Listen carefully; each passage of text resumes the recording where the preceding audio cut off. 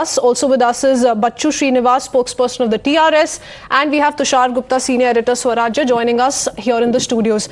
My first question is to you, Mr. Krishna Sagar Rao, because a lot of politics is being played, and we're just a day away. The AIMIM has already announced that this is going to be a long celebration that's going to be carried out all through Hyderabad. Now, your view, because, you know, allegations that are being leveled against the BJP and the centre are that they really have no say when it comes to issues pertaining Hyderabad and what really happened back then. So why rename it as Liberation Day?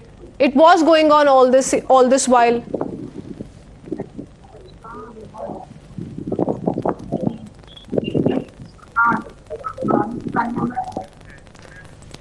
So if you could just unmute yourself. We're unable to hear you.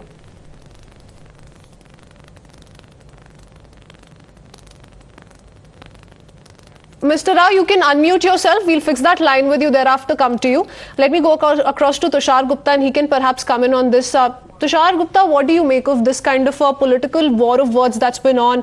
Perhaps something that we've not seen before and a big chapter in India's political history. But with regards to the blame game, this is not going to lead to anything. It's only going to get ugly by the day.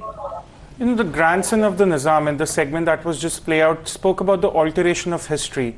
He says this is an attempt by the BJP to alter history. I would like to ask him a historical question because he said his grandfather was not a foreigner. Fair enough. But then why was his grandfather Nizam back then looking for external support to ensure that Hyderabad remains a free state? This is not just about a Webster dictionary of what is liberation and what is integration. This is much more as to what the state wanted then.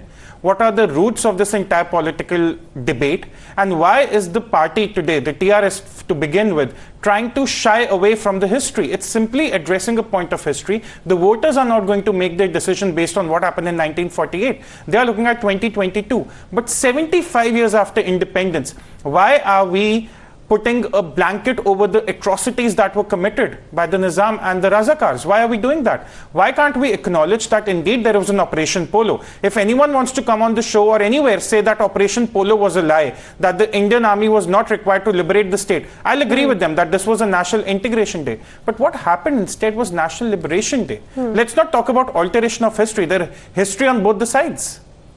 All right. We have Krishna Sagar Rao back with us, but before I go across to him, a quick word from Bachchu Srinivas as well, because, you know, there are charges being leveled against the TRS as well, and the BJP's in fact questioned the TRS's U-turn on the same.